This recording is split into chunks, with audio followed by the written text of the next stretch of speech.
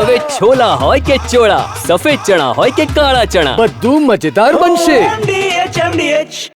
સરકારે જાહેર કરેલા 10,000 કરોડના રાહત પેકેજ સામે કોંગ્રેસે ફરી સવાલ ઉઠાવ્યા. જ્યાં ગુજરાત સરકારે જાહેર કરેલ કૃષિ પેકેજને લઈને કોંગ્રેસે નારાજગી વ્યક્ત કરી છે. કોંગ્રેસના પ્રદેશ પ્રમુખ અમિત ચાવડાએ સરકારના પેકેજને ખેડૂતો સાથેની છેતરપિંડી ગણાવી. સાથે જ ગુજરાતના ખેડૂતોના દેવા માફ કરવાની માંગ કરી. બે તરફ કિસાન કોંગ્રેસના નેતા પાલ આંબલિયાએ કહ્યું કે ભાજપ સરકારે રાજ્યમાં પાક વીમા યોજના બંધ કરી છે. છેલ્લા 11 વર્ષમાં ખેત પેદાશોના ભાવ નીચે આવ્યા છે. 7 સિઝનથી રાજ્યમાં કમોસમી વરસાદથી ખેડૂતો પરેશાન છે. છતાં ભાજપના નેતાઓ આ જાહેરાતને ઐતિહાસિક ગણાવે છે. પાલ આંબલિયાએ એ માંગ કરી કે સરકાર ખેડૂતોના 96,000 કરોડના દેવા માફ કરે.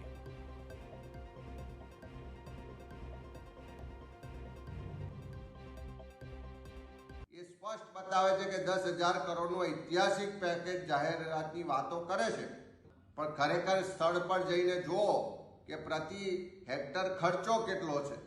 પ્રતિ હેક્ટર એનો ખર્ચની સાથે એનું જે ઉપજ છે એને વેચવા જાય તો એની જે આમદની થવાની એનો સરવાળો કરીએ તો 1 વીઘાના 50,000 રૂપિયા સુધી કપાસમાં અને અન્ય પેદાશોમાં એટલી આવકની શક્યતાઓ ખેડૂતોની મહેનત હતી. એની સામે આ પેકેજ નહીવત છે.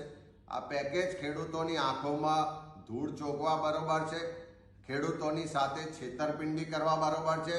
હે સરકાર, આ કેવી રીતે ઐતિહાસિક પેકેજ છે? ગુજરાતની અંદર છેલ્લા 80 વર્ષના ઇતિહાસમાં ઐતિહાસિક વરસાદ પડ્યો છે. તમે આખા ભારતની અંદર પાક વીમા યોજના ચાલુ રાખો અને ગુજરાતમાં પાક વીમા યોજના બંધ કરો. આ પણ એક ઐતિહાસિક ઘટના છે.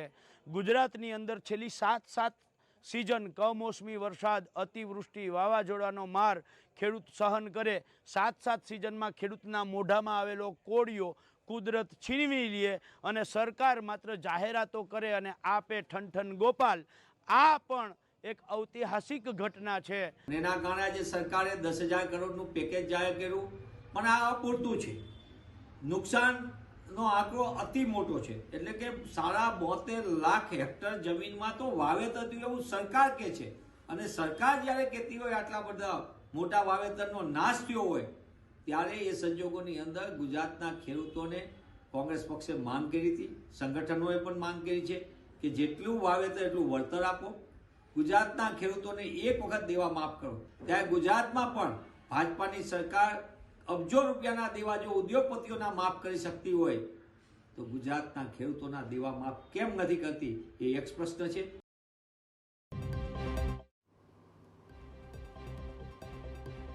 MDH કિચન કિંગ મસાલા રસોડામાં હોય તો આપણે કંઈ પણ બનાવી શકીએ છીએ. રીંગણાનો ઓળો, બટેટા ફુલાવર, ભીંડી મસાલા અને બીજું ઘણું બધું.